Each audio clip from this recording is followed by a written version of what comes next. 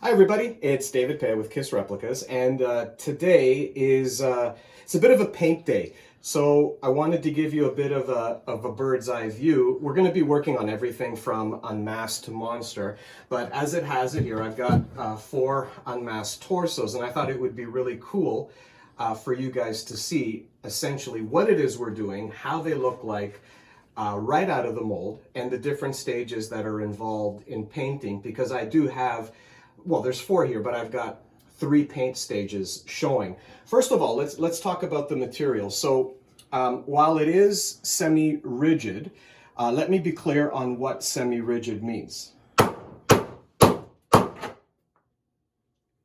think you could hear that. Okay, this is really strong stuff. Okay, it's pretty much what car tires are made out of, and it's used as a composite material. This is literally indestructible. Okay, so these are what the elbow pieces look like, and here's how they come out of the mold, intrinsically painted. Then the white touch-up happens, and so on and so forth. So there's that. Now, here's what the unmasked torso looks like right out of the mold, and it comes out pre-pigmented, even with the base white on the spikes. Then the second coat here is essentially the whole thing is painted black, and then there's a solution that's sprayed on top, causing all of the black to run, and you can see the run lines there, but it holds in its deep pockets, giving it a sense of depth.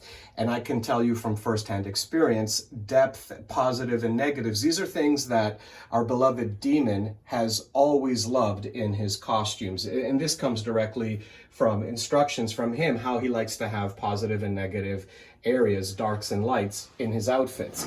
And this is a closer look at what the finished paint looks like. Now again, we still don't have the finished white on the spikes or the blue surrounding, but you can quickly see here the evolution from all silver to base shading, and then how we have all of the highlights popping.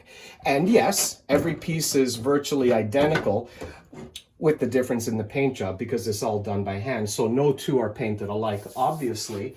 But when they're finished, this is what the finish looks like on our finished unmasked pieces. And I really hope that the camera can pick up the beautiful metallics. There's 6 different tones in here. So naturally picture, you know, the white spikes with the blue base shading. It's a transition color. And that's what the unmasked suits are going to be looking like. And again, here, I'll bang these 2 together because I don't want to keep hitting my desk. I mean, we're talking, do I have anything here that's heavy that I can hit it with? Here. This is a glass jar that I keep my paint inside. I don't want to break the jar. But it's tough stuff, and anybody who's already received theirs can attest to the fact that we're not kidding around as far as structure goes. Now, as far as structure goes, we have some monster pieces here that are going to be going into paint as well. We've been doing a lot of this over the last few weeks. These are the monster collars. Yes, they come with the base strap mount on the shoulder, and as well come out of the molds pre-pigmented. And just to give you an idea, we're talking about thicknesses of up to 1 inch cast, average about 1/2 inch. These are also, this is really, really tough stuff. I mean, and they have to be strong because this is what supports all of the weight of the suit. It connects to the pecs and also to the back. So this is what we're talking about, structural supports. They have to be strong. Thickness doesn't necessarily account for strength, but we are using the right material. And following really close to what the original makers did when they created the monster suit for Gene to use on that tour. So this was my hope to give you a bit of a bird's eye view into what happens and how things start off when we start painting before they get trimmed. Like you can see here, this still has the flashing on it, as does the piece that I was holding, but then they all get trimmed up. So we're working away, and I'll probably do another live video actually painting these. Don Gibbons, one of these is yours.